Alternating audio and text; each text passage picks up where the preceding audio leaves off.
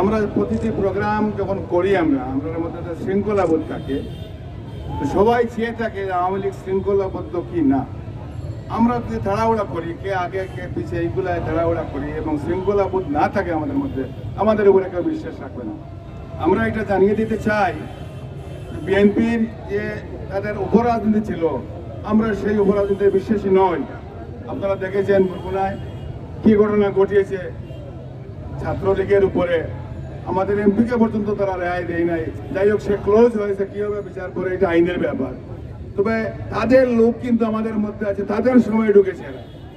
এই যারা আছে এদেরকে সবাই আমরা চিহ্নিত করতে না পারলে আমি দাবি করব আমাদের সরকারের মধ্যে যাতে এগুলো লুকিয়ে টুকিয়ে এখনো আছে, এদেরকে চিহ্নিত করা উচিত। একটা বছর পরে আমাদের রাজনীতি হবে।